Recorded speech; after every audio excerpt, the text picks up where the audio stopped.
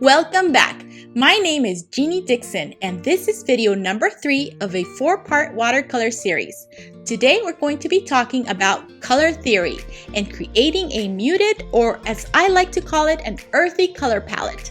Color theory is something that may sound boring, but trust me, once you realize how important it is to know the basics, you will find it a very exciting topic.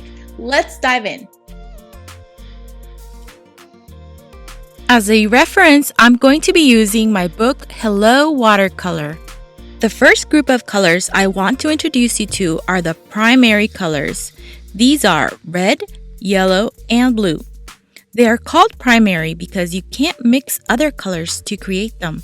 However, you can mix them to create all the other colors. Secondary colors are those we obtain by mixing two primary colors. These are orange, green, and violet. Tertiary colors are those we obtain by mixing a primary with a secondary. These are yellow-green, blue-green, yellow-orange, red-orange, red-violet, and blue-violet.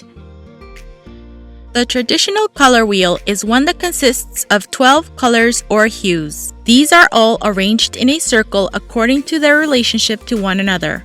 So it's based on 3 primary, 3 secondary, and 6 tertiary colors. Something to be aware of is that the primary colors that are available to artists come in 2 versions, warm and cool. The warmth or coolness of a color is relative to where it sits on the color wheel. So in order to understand the relationship of these 6 primary colors, I recommend you use a split primary color wheel, which includes both the cool and warm versions of each primary color. As a fun exercise, we're going to swatch out our 6 primary colors.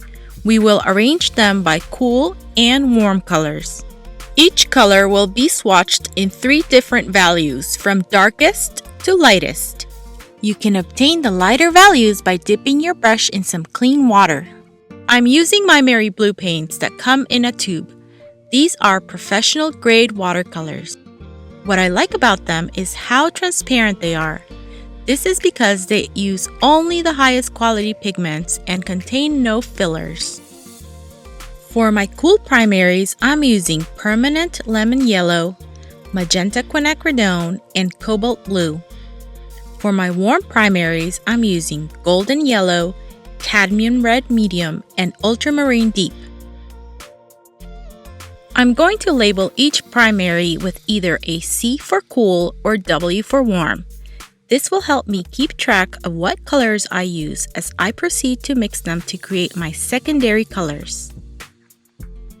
As I mix orange, green, and violet, I will be selecting different combinations of 2 primary colors, starting with the one that will produce the cleanest, most vibrant secondary color. Then I will create different combinations using the warm and cool versions of those same 2 primary colors to see what other variations I can come up with.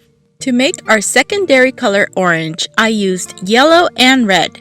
But look at all the variations of orange I got simply by changing up the type of yellow and the type of red I used.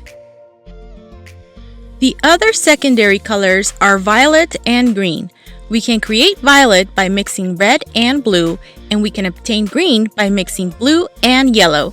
So we'll go ahead and create the other 2 secondary colors and their different variations, just like we did with orange. So here we have a chart with all the beautiful secondary colors we've created. Some of them are brighter and more transparent, and some of them are more opaque and muted, or as I like to call them, more earthy. You can change up the ratio of the primaries used to create even more colors. The possibilities are endless. Complementary colors. These are colors that sit directly across each other on the color wheel. They are highly contrasting because they are opposites, so you can paint them next to each other when you want something to really stand out.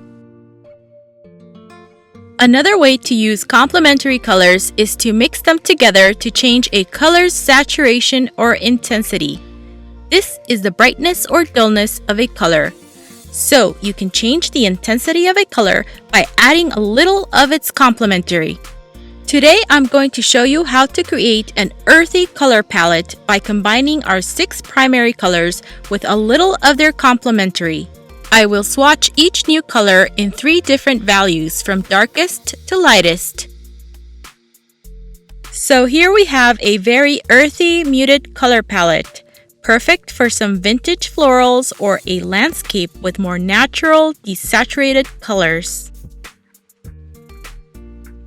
One last thing I would like to show you is how to create different types of browns. We're going to use the same method that we used before, where we combine the different warm and cool versions of each primary to create a variety of browns, some cooler and some warmer. We have finished adding some beautiful browns to our very earthy color palette. We got all of these colors using only 6 paints. If you're serious about learning watercolors, try this exercise.